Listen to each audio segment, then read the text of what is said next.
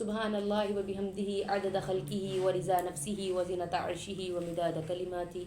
اللهم صل على محمد وعلى آل محمد كما صليت على إبراهيم وعلى آل إبراهيم إنك حميد مجيد.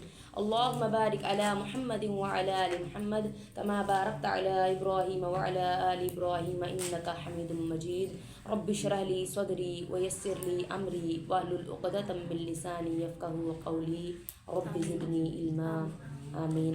اعوذ باللہ من الشیطان الرجیم. بسم اللہ الرحمن الرحیم. آج ہم نے یہ 9واں رکوع تک ہوا تھا، آگے سے شروع کرنا ہے جی. بسم اللہ الرحمن الرحیم. وَإِذْ أَخَذْنَا مِيثَاقَ بَنِي إِسْرَائِيلَ لَا تَعْبُدُونَ إِلَّا اللَّهَ، اور جب پکڑا ہم نے وعدہ، اخذنا پکڑا نا ہم نے، میثاق وعدہ، بنی اسرائیل بنی اسرائیل سے، اسرائیل کے بیٹوں سے، بنی اسرائیل، لا تعبدون الا اللہ، نہ تم عبادت کرو گے مگر اللہ کی، اللہ کے سوا کسی کی عبادت نہیں کرو گے. وبالوالدین احسانا، اور والدین کے ساتھ حسن سلوک کرو گے. وذی القربا، اور قریبی رشتہ داروں کے ساتھ. والیتاما، اور یتیموں کے ساتھ. والمساکین، اور مسکینوں کے ساتھ. وقولوا للناس حسنا، اور کہو گے لوگوں کے لیے اچھی بات.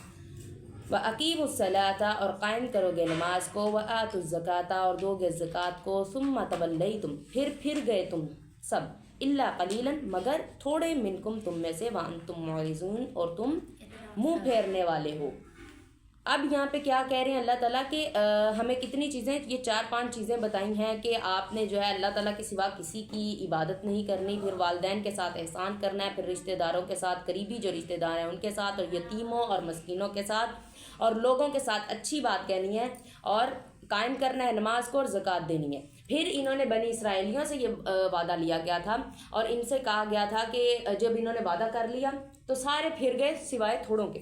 تھوڑے لوگ تو اس کے اوپر عمل یعنی کرتے رہے، لیکن باقی سارے کیا ہوا، پھر گئے. اب یہاں پہ آتا ہے لا تعبدون الا اللہ، عبادت کرو تم، نہ عبادت کرو تم سوائے اللہ تعالیٰ کی. اب اللہ کی عبادت 4 طرح کی ہوتی ہے. 4 قسمیں ہیں عبادت کی. ایک ہے مالی عبادت، ایک ہے لسانی عبادت، اور ایک ہے بدنی عبادت. جی لکھ لیں. بدنی عبادت، مالی عبادت، لسانی عبادت اور قلبی عبادت.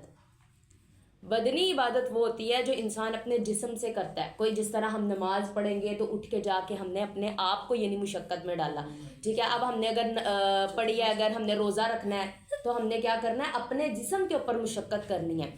تو اگر ہم نے زبانی، لسانی عبادت کیا ہے کہ ہم نے اگر تسبیحات کرنی ہے تو ہم نے زبان سے کرنی ہے، ہم نے لسانی عبادت کرنی ہے. اب جس طرح سے ہم اگر کسی کو دین کی تبلیغ کر رہے ہیں تو یہ بھی کیا ہے، لسانی عبادت ہے، ہماری زبان کی عبادت میں آتی ہے. پھر ہے مالی عبادت. مالی عبادت میں یہ آتا ہے کہ آپ نے زکوٰۃ دینا ہے، کسی کو صدقہ خیرات کر رہے ہیں، اپنے مال سے جو عبادت کر رہے ہیں، حج عمرہ کر رہے ہیں، وہ مالی عبادت بھی ہے اور جسمانی عبادت، بدنی عبادت بھی ہے جو حج اور عمرہ ہے. تو یہ اس طرح سے کیا ہے یہ. اور قلبی عبادت کیا ہے کہ دل سے اللہ پر بھروسہ رکھنا، کسی سے خوف یا امید نہ رکھنا، کسی سے خوف نہیں کھانا اور کسی سے کوئی امید بھی نہیں رکھنی سوائے اللہ کی.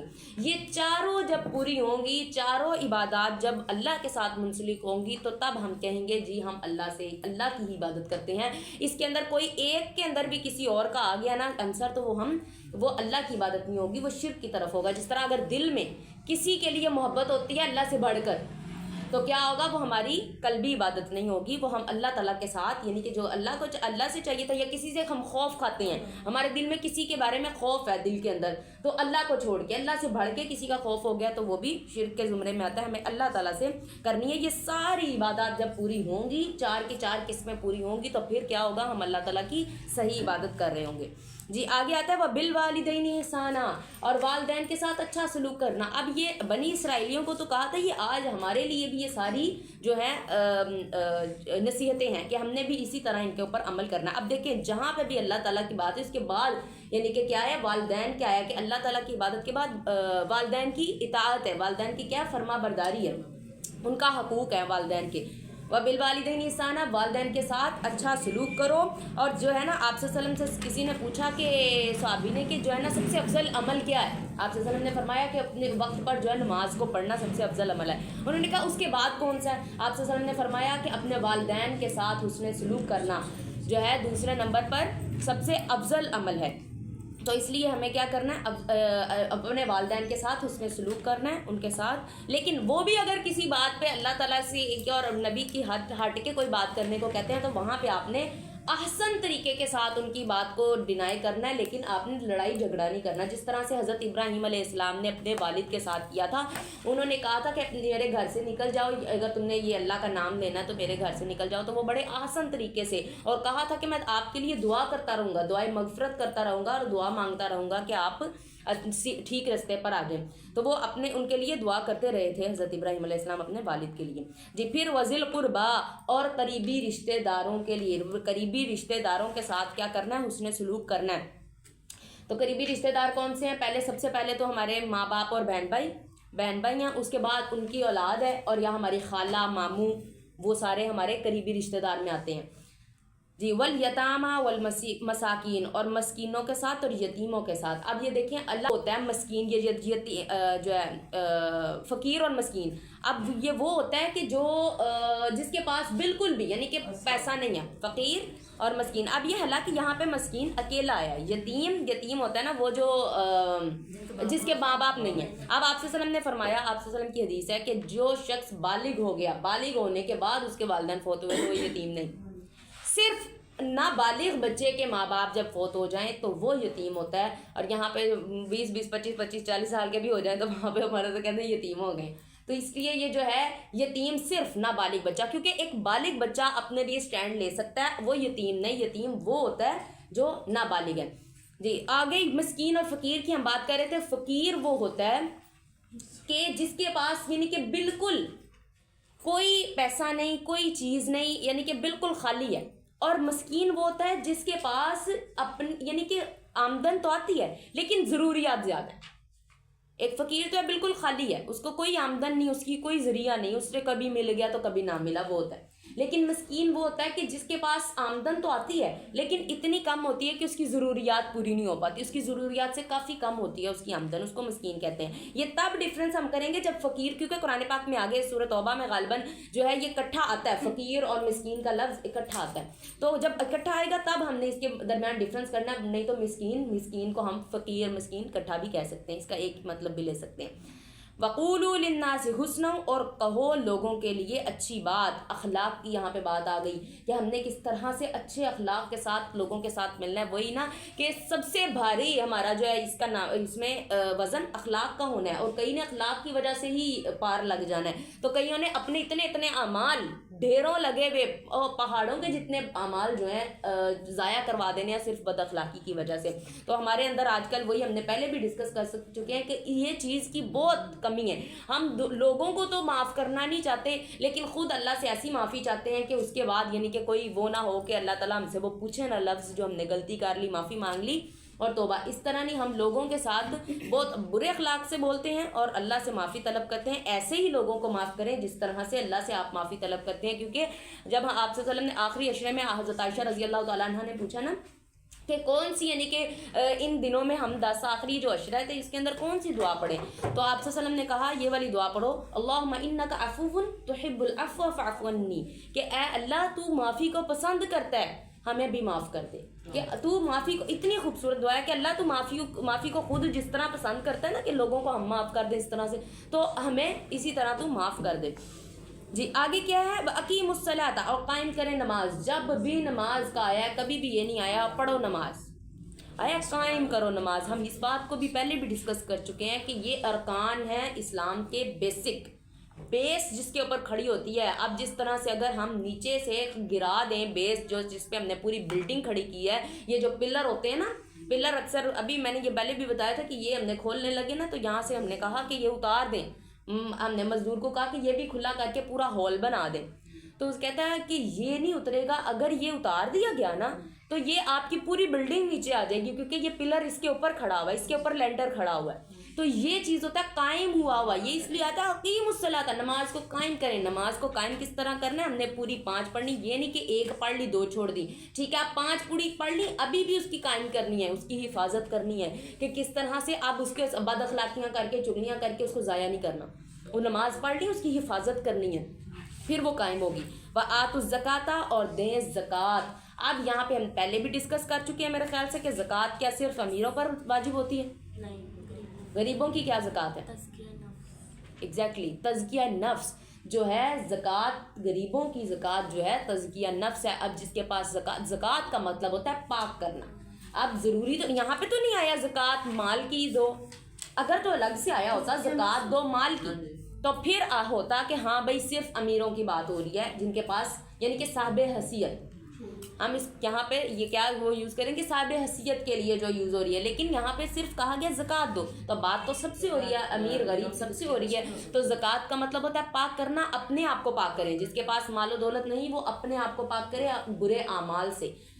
جی ثم تولیتم، پھر گئے. انہوں نے کیا کیا؟ وعدہ کرنے کے بعد پھر گئے، مگر تھوڑے ان میں سے نہیں پھرے، یعنی تھوڑے نہیں پھرے، زیادہ پھر گئے. وانتم معرضون، اور تم منہ پھیرنے والے تھے.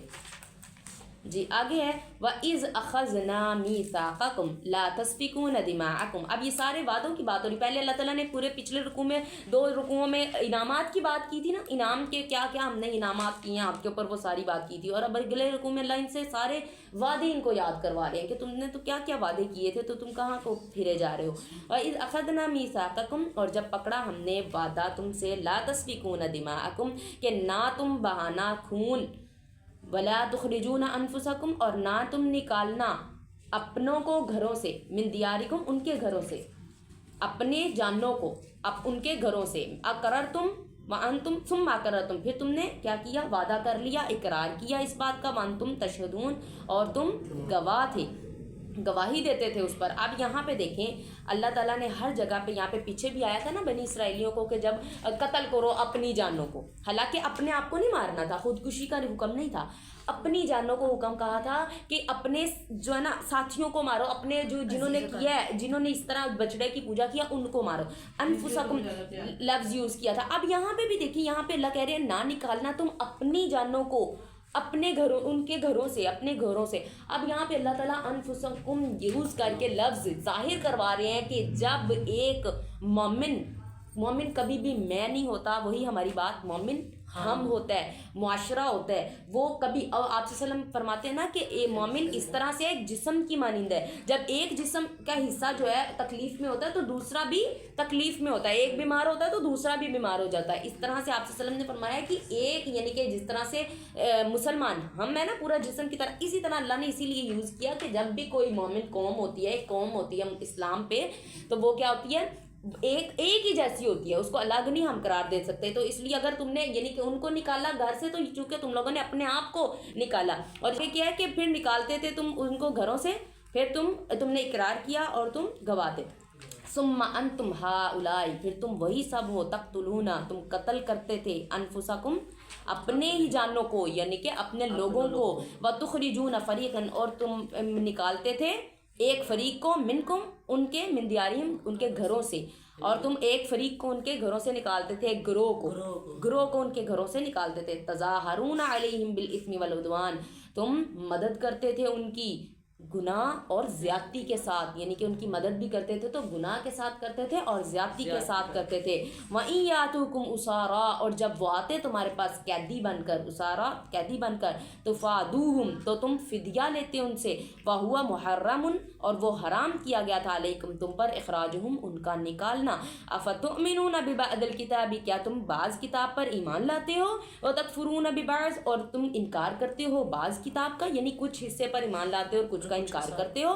فما جزاء من یفعل، بس جزا اس کی جو تم نے کیا، ذالک منکم، تمہارے لیے، الا، جزا اس کی تمہارے لیے ہے مگر، خزی، خواری ہے، فی الدنیا، حیات دنیا، دنیا کی زندگی میں، کہ اس کی جزا جو ہے تم لوگوں کے لیے دنیا کی خواری ہے اس کی جو ہے. وَيَوْمَ الْقِيَامَةِ، اور قیامت کے دن، یردون، لٹائے جاؤ گے تم، وہ لوٹائے جائیں گے وہ الی اشد العذاب، سخت عذاب کی طرف، وما اللہ بغافل عما تعملون، اور اللہ نہیں غافل جو تم عمل کرتے ہو۔ اب یہاں پہ یہ دیکھیں کہ یہ جو بات ہو رہی ہے ساری یہ فدیہ والی، اور یہ تھا کہ یہودی جو ہیں عرب کے جو 2 قبیلے تھے، ہم نے اس کے بارے میں بات کیا تھا، اوس اور خزرج کی بات کی تھی۔ یہ جو ہے ان کے جو ہے نا یہودیوں کے 3 قبیلے تھے، 3 قبیلے تھے، بنو کینکا، بنو نذیر اور بنو قریظہ، یہ 3 قبیلے تھے۔ اور جو اس کے عرب یہ جو اس کے ہیں جو مدینہ کے یہ مشرکین عرب قبیلوں کے، یہ 2 قبیلے تھے، عرب قبائل 2 تھے، اوس اور خزرج۔ تو اب یہ جو ہے نا یہ جو 2 تھے نا یہودیوں کے جو 2 تھے نا، یہ میں لکھوا دیتی ہوں، بعد میں آپ لوگوں کو لکھوا دیتی ہوں۔ یہ جو ہے بنو کینکا اور جو ہے بنو نذیر، یہ جو 2 قبیلے تھے نا، یہ تھے ان کے خزرج قبیلے کے ساتھ ان کی دوستی تھی، حلیف تھے ان کے، ٹھیک ہے۔ اب یہ جو ہے جو بنو وہ ہے قریظہ، یہ کن کے حلیف تھے؟ یہ حلیف تھے اوس کے۔ اب جب ان کے درمیان لڑائی ہوتی نا، اوس اور خزرج کے درمیان، کیونکہ ان کے تو یہ تو اہل کتاب نہیں تھے، اوس اور خزرج تھے، عرب کے مشرکین تھے، یہ مشرکین نے مدینہ تھے، یہ مشرک کرتے تھے، کسی آسمانی کتاب پر یقین نہیں کرتے تھے۔ لیکن یہودی جو تھے یہ تو آسمانی کتاب کے قائل تھے، ان کے اوپر آسمانی کتابیں آئیں تو یہ مانتے تھے آسمانی کتابوں کو، تو یہ اہل کتاب تھے۔ تو ان کی کتاب کے اندر منع کیا گیا تھا اس طرح سے، ایک تو ان کے ساتھ دوستی کرنا اور جنگ کرنا اپنے ہی لوگوں کے ساتھ۔ اب یہ کیا کرتے تھے، جب اوس اور خزرج کی لڑائی ہوتی تھی نا، تو یہ اپنے حلیفوں کے ساتھ مل جاتے تھے اور ان کے خلاف کھڑے ہو جاتے تھے، حالانکہ یہ بھی نہیں دیکھتے تھے کہ ہمارے بھی اگینسٹ میں ہمارے یہودی بھائی کھڑے ہوئے ہیں، تو ہم اپنے ان کے خلاف، کیونکہ وہ ان کے ساتھ ملے ہوتے تھے تو ان کو بھی قتل کرنے پہ آ جاتے تھے، قتل کر دیتے تھے۔ یاد ہے نا، تم اپنی جانوں کو قتل کرتے ہو، تو اپنے ہی سامنے لوگ آتے تھے، کیونکہ وہ ان کے اوس کے ساتھ تھے، اوس کی قوم کے ساتھ تھے، قبیلے کے ساتھ تھے، تو وہ ان کو بھی مار دیتے، تو وہ جو خزرج والے تھے وہ ان کو مار دیتے، ایک دوسرے کو اپنے قبیلوں کو جو ہے مار دیتے۔ تو پھر یہ ہوا کہ بعد میں جب وہ آتے نا ان کے پاس قیدی بن کے، کچھ کو قیدی بنا لیتے جیسے جنگ میں ہوتا ہے، تو قیدی بنا لیتے، تو پھر کیا کرتے یہ جو ایک دوسرے اپنوں کو جا کے نا فدیہ دے کے چھڑا لیتے۔ اب یہ اس بات پہ کرتے کہ فدیہ دے کے چھڑانا ہمارے اوپر جائز ہے، ہمیں یعنی کہ ہے اس کی اجازت کہ ہم فدیہ دے کے جو ہے نا چھڑا سکیں، لیکن کیا تھا ان کے اوپر اللہ تعالیٰ اسی لیے کہہ رہے ہیں کہ تم بعض کتاب پر عمل کرتے ہو اور بعض پر نہیں، کیونکہ ان کو جنگ کرنا منع تھا، یہ پڑھتے نہیں تھے، حالانکہ کتاب کے اندر لکھا ہوا تھا کہ جنگ ہی نہیں کرنی، اپنوں کے ساتھ جنگ ہی نہیں کرنی، تو وہ اس کو تو مانتے نہیں تھے لیکن فدیہ والی بات کو مان لیتے تھے۔ تو وہ اس لیے اللہ کہہ رہے ہیں کہ آدھی کتاب پر تم عمل کرتے ہو اور آدھی کو چھوڑ دیتے ہو۔ ہمارے یہاں پر بھی ہم سارے یتیموں کا مال، غریبوں کا مال، سارا سود کا مال اکٹھا کرتے ہیں اور جا کے حج کرنے چلے جاتے ہیں، اور پھر سمجھتے ہیں ہم سب دھل گئے، ایسے تو نہیں نہ دھلتے۔ اب وہ ایک میں وہ دیکھ رہی تھی ویڈیو فیس بک پہ، تو اس پہ نا کسی نے لکھا ہوا کہ یہ اگر یہ جو خانہ کعبہ کا وہ ہے نا جہاں پہ ہاتھ لگاتے ہیں تو وہ سارے حجر اسود کے سارے جو ہے اس پہ ختم ہو جاتے ہیں، گناہ دھل جاتے ہیں، تو کوئی بے دین شخص ہی تھا جس نے لگایا، تو اس نے کہتے کہ یہ اگر تم لوگوں کے دھل جاتے ہیں اس سے گناہ، تو پھر تو یہاں پہ بڑا تم لوگوں کے لیے آسان ہے کہ یہاں سے گناہ کیا اور جا کے ہاتھ لگایا تو دھل گئے، اور پھر اس طرح پھر اسی لیے تو تم لوگوں کے اندر برائیاں پیدا ہوتی ہیں۔ لیکن وہ دیکھیں نا، ہم آدھا سودہ جو ہوتا ہے نا دین پیش کر رہے ہوتے ہیں، اس وجہ سے جو دین کی صحیح سمجھ نہیں رکھتے ان کو کیا ہوتا ہے، ہماری بات کو وہ صحیح طرح سے سمجھ نہیں پاتے۔ اب دیکھیں نا، حالانکہ ہمارے اسلام میں ہے کہ 1 روپیہ بھی حرام کا تمہارے کتنے لاکھوں میں حج ہوتا ہے، اس کے اندر 1 روپیہ بھی حرام کیا تمہارا حج قبول نہیں، 1 روپیہ۔ اب دیکھیں کہاں تک ہمارا اسلام، ابھی اگر اس نے اتنی آسانیاں دی ہیں نا کہ ہاتھ لگاؤ گے تو سارے گناہ دھل جائیں گے حجر اسود کو، تو اتنی یہاں پہ یہ بھی ہے کہ پہلے جانا وہاں تک جب پہنچنا ہے معافی لینے کے لیے، تو پہلے پروسیجر کے اندر ساری معافیاں پہلے لوگوں کے ساتھ سارا معاملہ ٹھیک کر کے آنا ہے۔ تو اس لیے یہ جو ہے جو دین کو صحیح نہیں سمجھتے وہ اس طرح کی باتیں کرنے لگ پڑتے ہیں کہ ایک اس سے معاف ہو جائے گا، وہ یہ نہیں نہ پڑھتے کہ ہمارے اسلام نے کون کون سی پابندیاں لگائی ہیں، کون کون سی ہمیں وہ دی ہیں اجازتیں اور کہاں پہ روکا ہے، اس کو کرنے کے بعد ہی ہمارے حج قبول ہوں گے، ایسے نہیں قبول ہو جاتے۔ جی پھر کیا ہے کہ وہ کیا کرتے تھے, مارتے تھے اسی طرح سے, پھر فدیہ دیتے تھے اور چھڑا لیتے تھے. پھر اللہ تعالیٰ ان کو کہتے ہیں کہ تم بعض کتاب پر عمل کرتے ہو اور بعض کو چھوڑ دیتے ہو, ہمارے والا حال جو ہم آج کل کر رہے ہیں. پھر ان کے اوپر کیا ہوا تھا کہ ان کو دنیا میں ہی اللہ کہہ رہے ہیں نا اللہ خزی فی الحیات الدنیا, کہ دنیا میں ہی خواری ہے ان کے لیے, زندگی کے دنیا کی زندگی کے اندر ہی, تو ان کو دنیا میں ہی دیکھنا پڑ گیا تھا. دنیا کے اندر ہی کیا ہوا تھا, ان کے جو ہے نا اوس اور خزرج کے ان کے یعنی کہ تباہی ہو گئی تھی ان کی, دنیا کے اندر انہوں نے تباہی دیکھ لی تھی. اور پھر آخرت کا عذاب تو پھر اللہ تعالیٰ بہتر جانتے ہیں کہ کیا ہوگا. جی پھر وہ کیا آگے کہ اللہ کہہ رہے ہیں نا قیامت کے دن لوٹائے جائیں گے وہ شدید عذاب کی طرف. دنیا میں بھی اللہ تعالیٰ نے ان کو بدلہ دیا اور یعنی کہ برا, اور قیامت والے دن بھی اللہ تعالیٰ دیں گے. جی اولئک الذین اشتروا الحیات الدنیا, یہی وہ لوگ ہیں خریدا جنہوں نے دنیا کی زندگی کو آخرت کے بدلے, انہوں نے کیا کیا, دنیا کی زندگی کو خرید لیا آخرت کے بدلے. جس طرح سے اگر وہی ہم نے بہت اچھے سے پہلے اس کو ڈسکس کر چکے ہیں کہ اگر ہم کوئی چیز یعنی کہ دین کی آ رہی ہے خلاف, ہم کوئی کام کرنے کو کہہ رہے ہیں کہ بھئی تمہیں, اگر مجھے کوئی کہتا ہے لیٹ سپوز اگر مجھے کوئی کہتا ہے کہ آپ جو ہے نا جس طرح سے یہ زیادہ ہم نے دیکھا بھی, ایسی ہم نے پڑھی بھی ہیں اسٹوریز کے, اس کے اندر کیا کرتے ہیں کہ آپ لوگوں کو یعنی کہ باہر سے امداد آئے گی, سارے لگژری گھر ملے گا, سارا کچھ آپ کو ملے گا, لیکن آپ نے کیا کرنا ہے کہ قادیانی میں ہو جانا ہے, قادیانی میں ہو جانا ہے, اور اس کو یعنی کہ زیادہ لوگ بنانے ہیں نا انہوں نے, اب اپنی پوری گروہ بنانا ہے, پوری ٹیم بنانی ہے بڑی. تو کیا وہ یہ کہا کرتے ہیں, تو اس طرح سے انہوں نے کیا کیا, اگر کسی نے ان کی بات مان لی کہ ہاں بھائی ٹھیک ہے مجھے تم اتنا یعنی کہ دو مال اسباب تو میں جو ہے نا قادیانی کی طرف جاتا ہوں, تو وہ کیا ہوگا سارا اس نے کیا کیا, زندگی کی دنیا کی زندگی لے لی اور آخرت بیچ دی. تو یہ اس طرح سے اس کی اگزامپل ہے. فلا یخفف عنہم العذاب, بس نہیں وہ کم کرے گا ان سے عذاب, ولا ہم ینصرون, اور نہ ہی ان کی مدد کی جائے گی. ان سے کوئی یہ پھر بھول میں ہے کہ ان سے کام کر دیا جائے گا اور پھر اس طرح کے کام کر کے, اب دیکھیں نا اس کے اندر کوئی کافر کفر کی بات نہیں ہوئی, یہاں پہ یہ چیزیں بتائی ہیں. اگر اس طرح کی ہم بھی کام کرتے ہیں نا تو ہم یہ نہ سمجھے کہ ہم امت محمدی ہیں تو ہمیں جو ہے نا معاف ہو جائیں گے. میں نے پہلے بھی بتایا تھا امت محمدی سب نے جانا ہے اپنے عذاب, یعنی کہ وہ جھیل کے جتنا گناہ کیا ہوگا وہ جھیل کے تو جانا جنت میں ہے. لیکن اگر ہم مرے ہی نہ اسلام کی حالت میں, ساری زندگی تو ہم اسلام پہ رہے ہوں, لیکن کیا آپ کو لگتا ہے کہ ہم مرتے وقت وہی کام کلمہ پڑھے ہوں گے یا بڑے نیک ہو کے مرے ہوں گے؟ تو ہمارا اسلام تو کہتا ہے جس نے نماز نہیں پڑھی وہ کفر میں چلا گیا.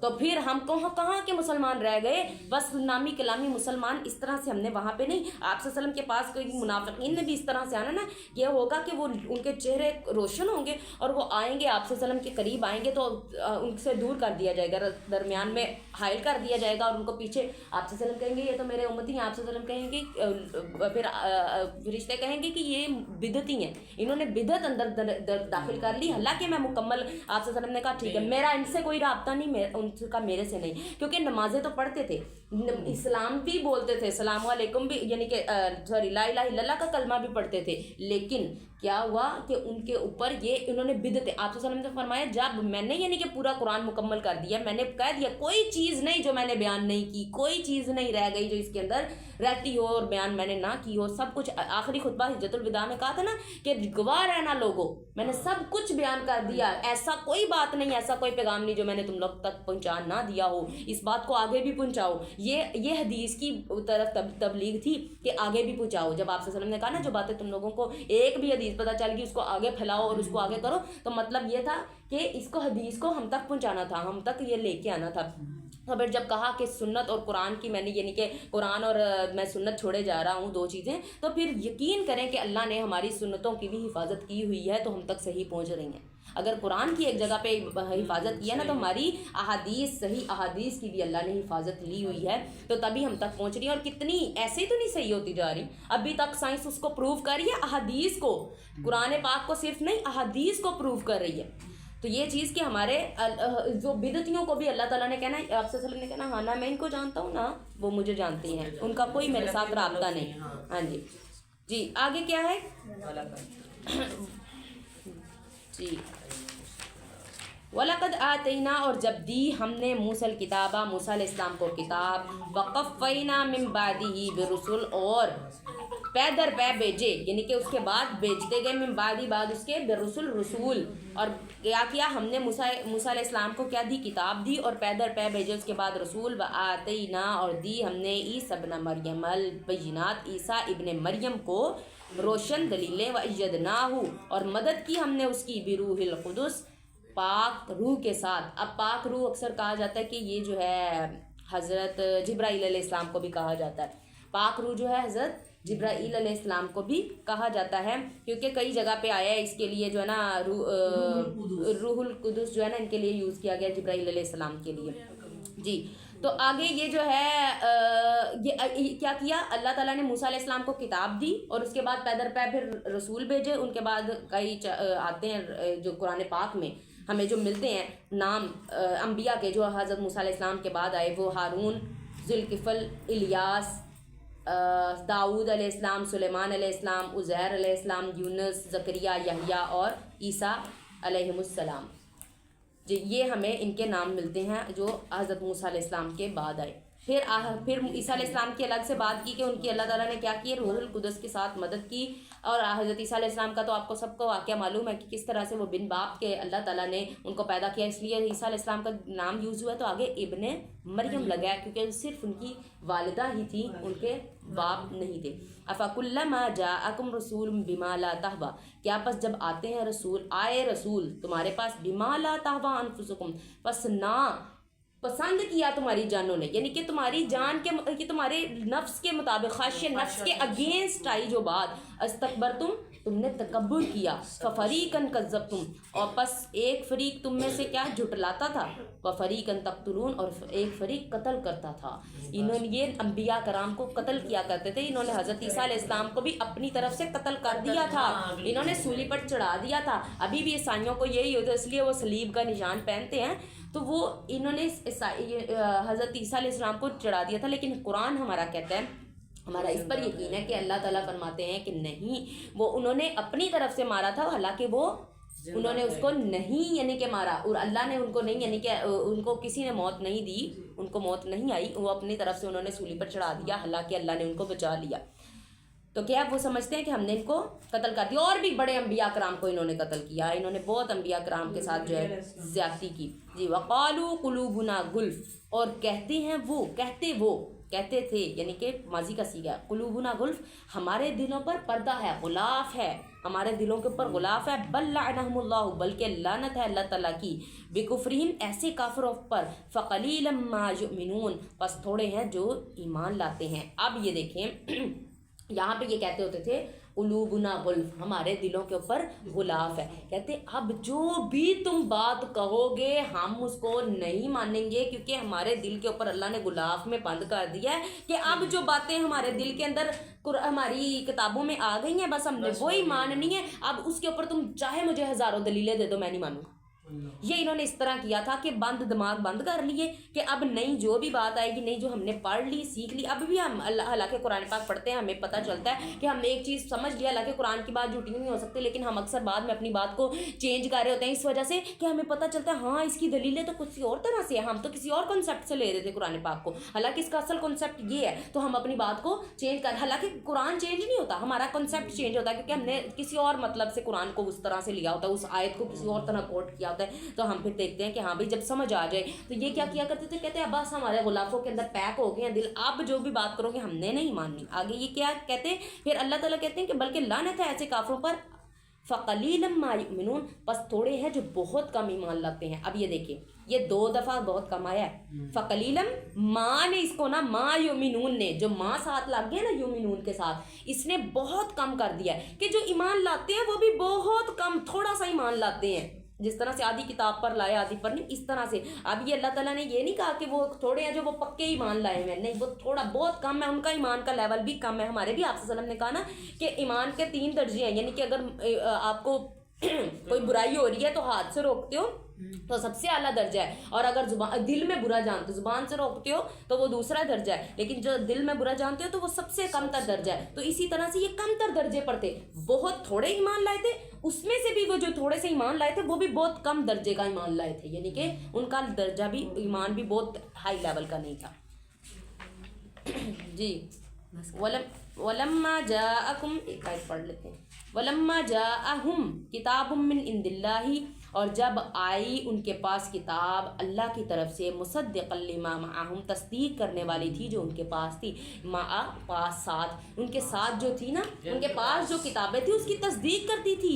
جب یہی تو بات کہ یہودی کہا کرتے تھے کہ یہ جو ہے نا حضرت صفیہ رضی اللہ تعالی عنہا جو ہے ام المومنین ہیں، امہات المومنین میں سے ہماری ماں ہیں، تو وہ کہتی تھیں کہ جب ہم ابھی یہودی تھے، یہودیوں کے قبیلے گھرانے میں سے تھی پہلے، تو ان کے باپ اور چچا بہت بڑے عالم تھے یہودیوں کے. تو نا یہ گئے آپ صلی اللہ علیہ وسلم سے ملنے، مل کے واپس آئے تو حضرت صفیہ رضی اللہ تعالیٰ عنہ کہتی ہیں کہ میں نے جو ہے نا اپنے کانوں سے یہ ان کی گفتگو سنی.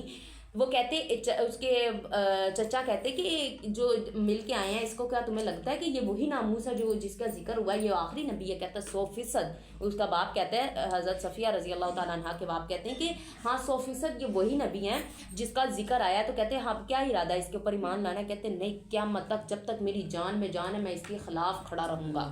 یہ صرف یہی وجہ تھی نا، ہم نے بات ڈسکس کر چکے ہیں جو وجہ ان کی تھی کہ ہاں، تو یہ کہ انہوں نے جان لیا تھا اور تصدیق کر رہی تھی ان کتابوں کی، جو آپ صلی اللہ علیہ وسلم باتیں لے کے آتے تھے ان کی تصدیق کرتے تھے. تو پھر بھی کیا کیا انہوں نے نہیں ان پر ایمان لایا. وَقَانُوا مِن قَبْلُ يَسْتَفْتِحُونَ عَلَى الَّذِينَ كَفَرُوا، اور تھے وہ اس سے پہلے فتح مانگتے علی الذین، ان لوگوں پر جنہوں نے کفر کیا. پہلے یہ دعائیں کرتے تھے، پہلے یہودی دعا کیا کرتے تھے اور ان کو سیدھا اوس اور خزرج اور دوسرے قبائل کے لوگوں کو کہتے تھے تم لوگ ابھی مار لو جتنی موجیں مارنی، ہمارے جب نبی آئیں گے ہماری طاقت ہوگی، ہماری ایک امت ہوگی، ہم اس کے اوپر پھر عمل کریں گے اور پھر دیکھنا ہماری کیا ہوگی، ایک نام پر ہم امت بن جائیں گے. تو بڑی دعائیں مانگتے تھے، اللہ کے کعبے کا غلاف پکڑ کے دعا مانگتے تھے اللہ ہمارے اندر وہ نبی بھیج دے، آخری نبی بھیج دے. اور جب آ گئے تو یہ تکلیف صرف باندھ لی کہ ادھر کیوں آئے ہمارے کے اندر کیوں نہیں آئے. تو یہ چیز انہوں نے ان کو تکلیف دی، حالانکہ آئے تو نبی ہے نا. تو یہ اللہ تعالیٰ نے ان کے دل سے یہ بھی ختم کرنا تھا نا کہ یہ کیا تم لوگوں نے یہ پکڑا ہوا ہے کہ پیچھے سے نسل در نسل والے تو نہیں نا. نبی تو اب کسی کی جائیداد نہیں ہے، کسی کی وراثت نہیں ہے. نبی تو یعنی کہ ہر ایک کے لیے بن کے آئے ہیں، رحمت للعالمین سب کے لیے بن کے آئے ہیں. تو آپ نے یہ کیا جو ہے نا پکڑ لیا ہوا. جی فتح مانگتے تھے ان لوگوں پر جنہوں نے کفر کیا. فلما، پس جب جاءہم، وہ آ گیا، ما عرفو، پہچان لیا انہوں نے، کفروا بھی، پھر کفر کیا انہوں نے اس کے ساتھ. پہلے جان لیا، پہچان لیا. وہی فرماتے نا کہ یہ تو اس طرح سے آپ صلی اللہ علیہ وسلم کو پہچانتے تھے جس طرح سے کوئی اپنے سگے بیٹے کو پہچانتا ہے، اس طرح سے دور سے دیکھ کے پہچان لیتے تھے. فلعنت اللہ علی الکافرین، پس لعنت ہو اللہ تعالیٰ کی ایسے کافروں پر. اور جب اللہ تعالیٰ کی لعنت ہوتی ہے تو پھر انسان مردود ہو جاتا ہے اور پھر انسان ددکارا ہوا ہو جاتا ہے. تو اللہ تعالیٰ ہمیں اس سے بچائے. اور یہ بھی یاد رکھے کہ جھوٹے پر بھی اللہ کی لعنت ہے، اور لعنت اللہ کی استغفر اللہ، اللہ تعالیٰ ہمیں بچائے اس سے. بہت کوئی بڑی چیز ہے اور ہم اس کو سمپل لیتے ہیں. اور دوسری بات اس پہ یہ آتی ہے کہ کسی کو بھی لعنت نہیں کہنا چاہیے. اکثر بچیوں کو عادت ہوتی ہے لکھ دی لعنت اس طرح، یا ایسے ہاتھ کر دیں گی یا فٹے منہ.